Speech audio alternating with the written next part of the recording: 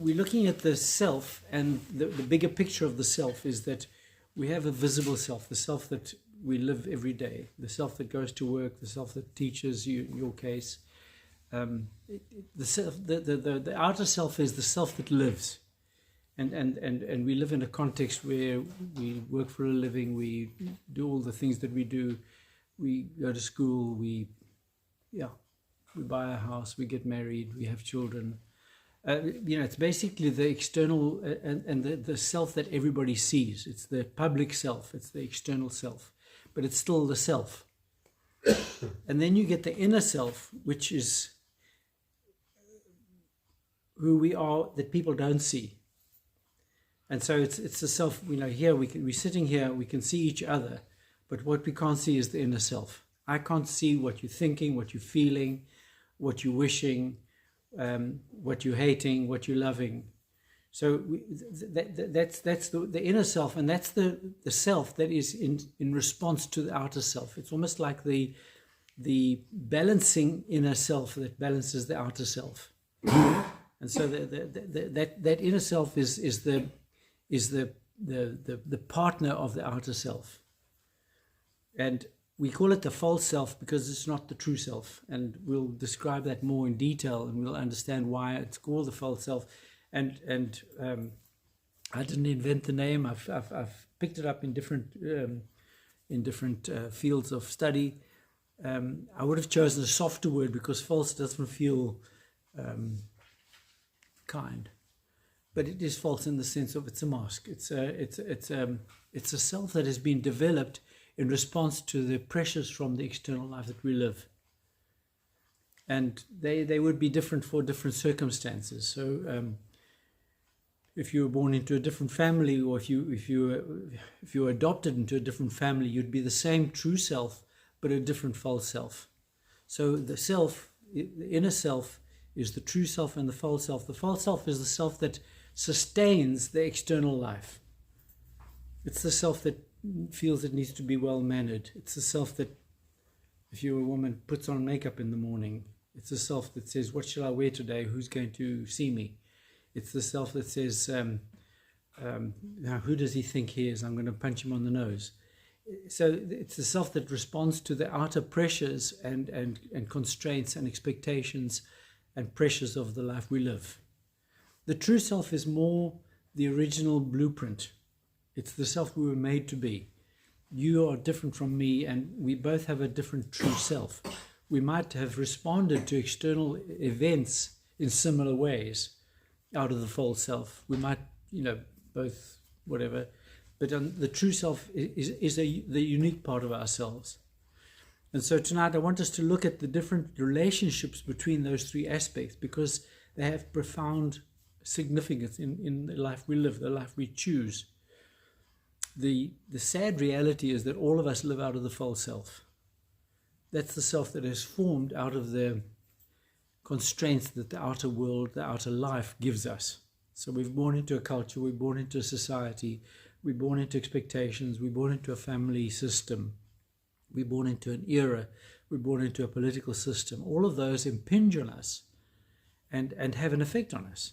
And so the false self, or that inner self, responds to that and develops its own way of coping with the constraints that are required of it. So it might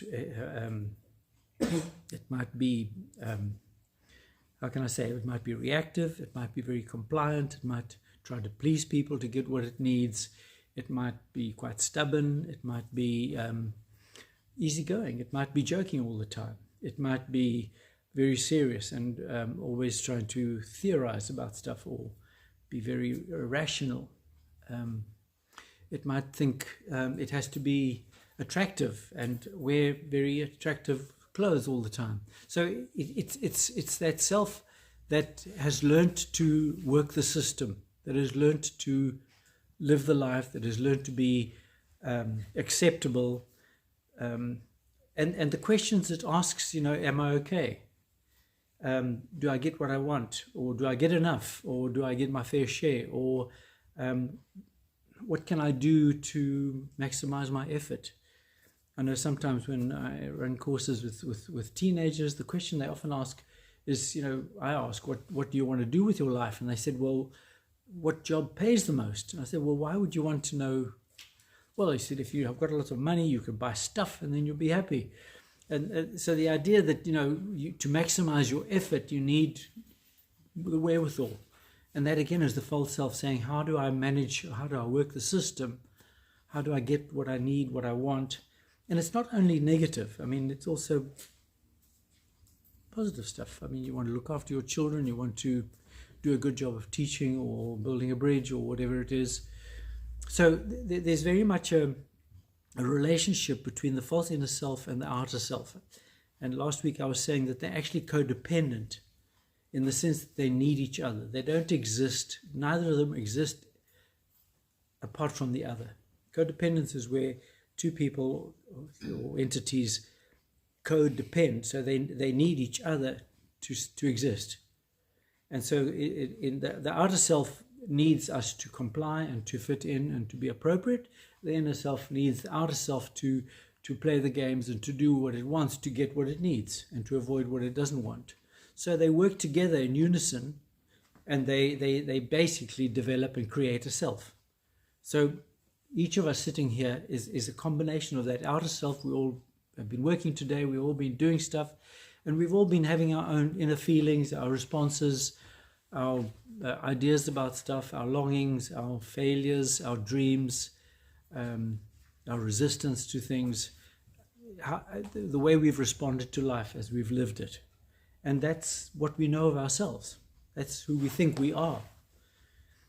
But the true self is, that doesn't feature. The false self is so strong because our need to be accepted, our need to fit in, our need to be part of a society, our need to belong, our need to have meaning in the bigger context is so strong that the outer self and the false inner self have become very powerful in adjusting and fitting in with what is required. Whether we compliant or reactive, it still has to fit in with the environment we find ourselves in. Very few people actually withdraw and don't connect. We almost don't exist out of connection. So we've learned to fit in, we've learned to operate, we've learned to do well. Most of us, do fine. And even those who don't do fine, they've learned how to work the system and be part of society. The question we need to ask ourselves is this what my life is about? Is this the way I want to live? Is this who I am? Is this what I want? And why is it that the more I feed the false self, the more I engage the outer life, the more I realize it actually doesn't make me happy? Most people want fulfillment and happiness, but one of the features of the false life is it can never give us happiness because we're always being something that we're not. We're always fitting in a system that wants us to comply rather than be ourselves. The system is set up in such a way, like an institution, that we have to fit in with it for it to accept us. It doesn't accept us on our terms, it accepts us on its terms. So our society wants us to perform or to respond in a way that it needs us to be for it to accept us and for us to have agency in that system. And so by definition, we can never be ourselves. We can have bits of flair. You can have a red car or a blue car or a pink car if you want, but you basically got to obey the rules of the road. You basically got to pay your tax. You basically go to the bank and go to the supermarket, and we fit in with the system, and the system is very strong. You can fight the system, but you usually don't get very far. So we've almost acclimatized ourselves. We've got ourselves used to it. We've lived this life for so long that we almost don't know anything else. We think that's me. We don't realize that there's more to us than the outer self is actually revealing to us. And so, and we sense it in our heart of hearts. We sense it deep inside when we think, well, is this all there is to life? Is this all it is? Is this it? Last week, a dear friend of Elizabeth's and mine died of cancer, and we went to visit her and a few times, and just with her going through those final reflections on her life. And I've had it many times in ministering or counseling people who've had, gone towards death, and just saying, what was my life about? Is this all there was? Is this what it is? Is this what I was going to expect? And there was always the sense, and there's always the sense of there somehow could have been more. There's somehow the picture doesn't hold together. And my sense is the picture doesn't hold together because there's a whole big chunk that is missing. And the chunk that's missing is the true self that says, well, who am I really? Who am I apart from all the external stuff that I'm part of? Who am I when I am not fitting in and playing the game and doing all the right things? Go to a strange country on your own and go and sit somewhere, or just go out of town. Go and sit somewhere and say, and who am I here? Who am I here? I remember when we sailed across the Atlantic, we were in St. Helena, and one night I'd given a talk in a church and it was close by, so I was walking back, and I walked back, and there was the dirt road, and it was pitch black except for the stars. There was no moon, and I walked along and I thought, nobody on earth knows where I am. I hardly know where I am. And I thought, who am I here? Who is this walking along this road? And why am I walking along this road? And obviously when you're in a context, the context defines you. This is who you are. This is what you should be doing. This is what's expected of you. Why you're doing that? You shouldn't be doing that. You should be doing this. You're normal. We're measuring you all the time. You're okay. By now you should be married. You should have 2 children. You should be retiring. You should have a pension. You should do, And so we live in this context that defines us so much. And without realizing it, measures us all along the way. All the time. We know each other's measure and our own measure to a T. Because that's how the system functions. That's how we get to the end of the month, and that's how we do life. But if we step out of that, do we become somebody else? Do we actually only then become ourselves? Does something change? Do we lose something? Do we gain something? I've told you the story before, but it's worth telling it. When we sailed out of Hout Bay, it was the 1st of April 1995, and it was the sun was setting, the mountains were pink, and as we were sailing out, motoring out into the sea, I remember just watching the mountains, and they were just getting smaller and smaller. And as they were getting smaller, a sort of feeling came up in me. I thought, there go the doctors, there go the schools, there go the telephones, there go the cars, there go the credit cards, there go our houses, there go the dogs and cats. And it was almost like our life was slipping away from us. Everything I knew was almost like just dissolving. And it was such a strange feeling, because I thought, we're losing.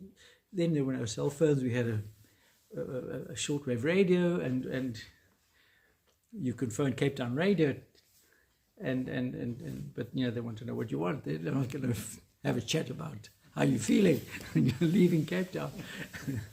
Except the next morning, there was a cold front coming, and the next morning it was just grey sea everywhere, and everything we knew was gone. Everything. We were in a steel boat on a strange ocean with water all around as far as the eye could see, and no reference points, no sort of sense of what I should be doing or shouldn't be doing. And it was such a strange feeling, such a strange feeling. It was almost like, do I even exist? Who am I? What do I want? What don't I want? Well, I've got to cope. I've got to survive. So, the basics were very clear. Everybody was seasick, so the basics were very basic. But, trying to get people to get back the sense of humor and get back the appetite took 2 or 3 days.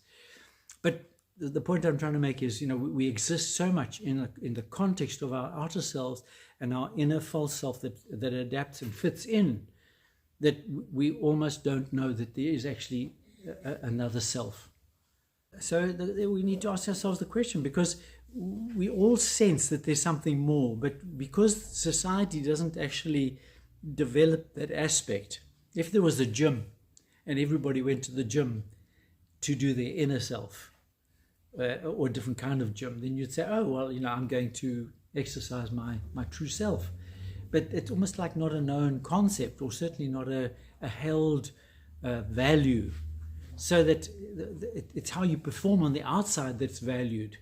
It's how you achieve, and how you and there's so many role models to achieving more, and we all have dreams of really making it in society and being noticed, being popular, being successful, being wealthy, being whatever it is that society values, being honest, being a caring person, being having lots of friends, having a lovely family. I mean, all the good things. So we have all these desires, but they're all sort of pointed in the wrong direction, because they're all pointed in the direction of, so how do we do it? How does society allow us to actually get there? And society gives us the stepping stones, but it actually never gets us there. So society offers us all these wonderful rewards, but it delivers almost nothing. It delivers almost nothing. Because we hook our hopes on these rewards, and I've counseled many wealthy people who've achieved great things, but they sit there and they say, what do I do now? What do I do now?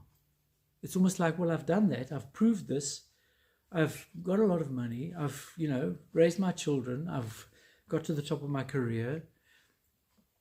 A man would come to see me every January, once a year, just to sort of check in and prepare for the year. And one year he sat there, he said, I've just turned 50. I'm at the top of my game globally in my field of expertise. I've written the definitive textbook on it. My 2 daughters don't talk to me because I was never home for them. My wife's left me. What do I do with the second half of my life? I'm bored with my subject. And he sat there and I said, well, you need to start dreaming new dreams, because the old dreams you had have run out, have been spent. And if you hang on to them, you'll never get them back, because they're gone, and you'll just develop more and more bitterness and despair, because it's a diminishing return. So you've got to begin to take the risk of dreaming new dreams. Don't go and marry a woman half your age and think you can recycle yourself. It never makes you happy. It'll distract you. It won't make you happy. It won't fulfill you.